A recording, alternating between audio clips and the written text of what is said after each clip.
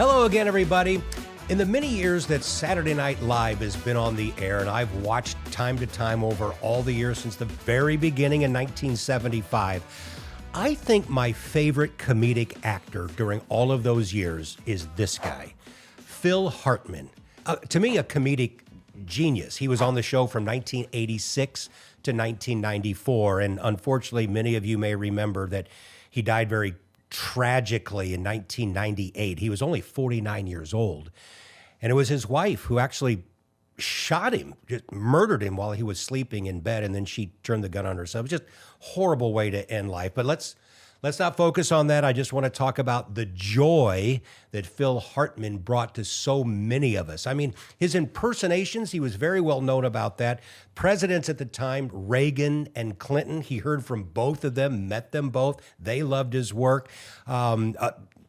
Some other famous people, Frank Sinatra, Ed McMahon, he was so good. And then he was well known for certain character pieces too, like who remembers the anal retentive chef?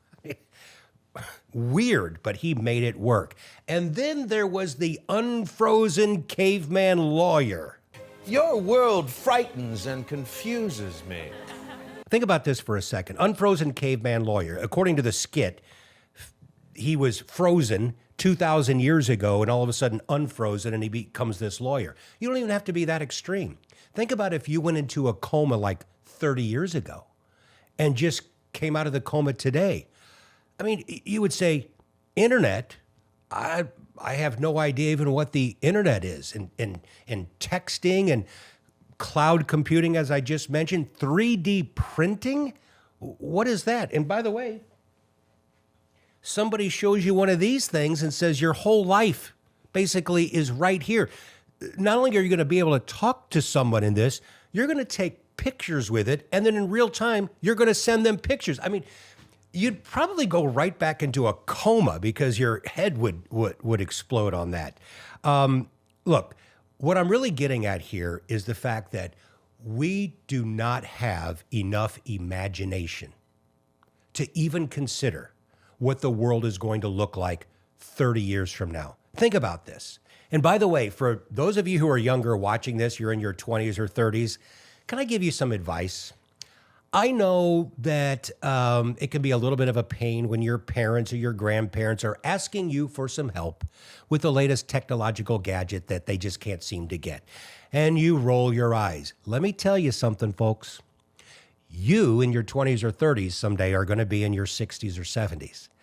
And you will not understand the new technology of the day.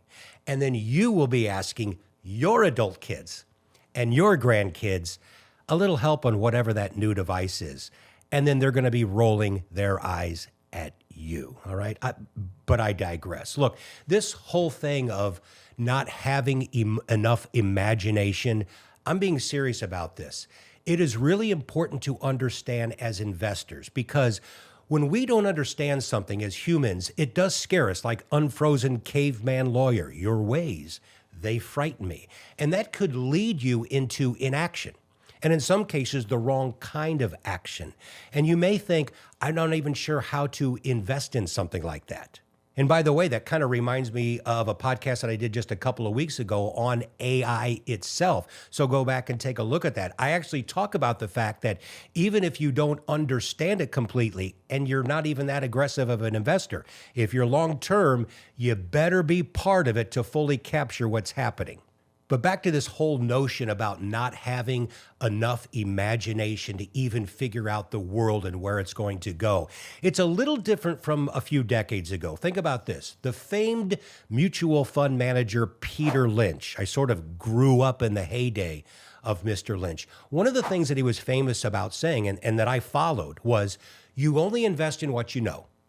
You go down to the local mall, when that was a big deal, and you saw what some of the younger people were buying and what they were enjoying, and you looked at that, and maybe that's how you invested. There's still a kernel of truth to that to this day. Invest in what you know.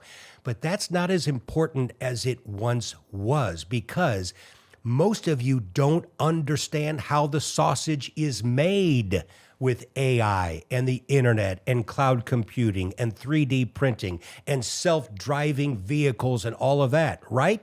You don't understand it, but you need to be perhaps part of it. Imagine this. You're a teenager, 1903, Kitty Hawk, North Carolina. See where I'm going with this? And you're just kind of strolling along the beach of Kitty Hawk, and you see these two guys. They're the brothers. You know them. They're the Wright brothers. And they're all of a sudden, they're in this really floppy little contraption, and they're up in the air. It's mind-blowing. So you talk to the brothers later on, and one of the brothers says to you, hey, young man, look up in the sky. In your lifetime, you see the moon? It's a little faded right now. It's in the daytime, but you can see it. In your lifetime, man's going to walk on that thing. What?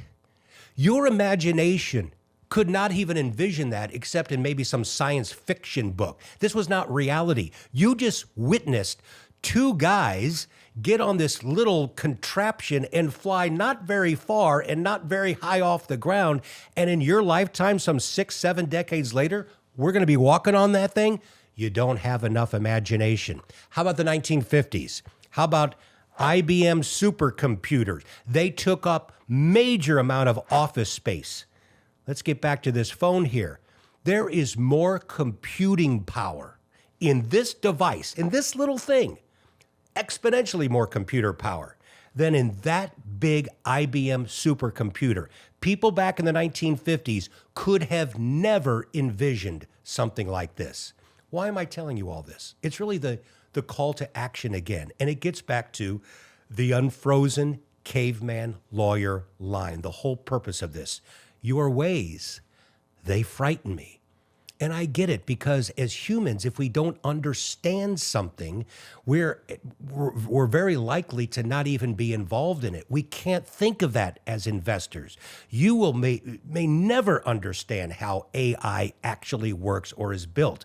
But long-term investors, you've got to be part of it. It's always been that way, decade after decade. In the modern era of the technological revolution that's been going on now for decades, it has caused too many people to say, I don't understand it, therefore I won't invest it, and you're being left behind. I'm not saying that you have to go become an expert on it and figure out the individual stocks on it. But this has been a common theme here recently on the Simon Says podcast, all this stuff about AI and all the new technological innovations. You've got to be in it to win it. So maybe that's through mutual funds or ETFs or have an advisor, but your imagination is never, ever big enough to fully comprehend what this world will look like decades from now.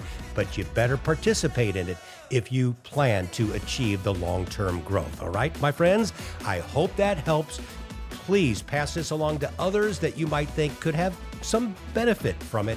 And as always, if you haven't done so, shame on you. Make sure you hit subscribe. And by the way, comment section. I love to engage with you if you have any feedback, and I will certainly answer. Okay, thanks very much. We'll talk to you again next time.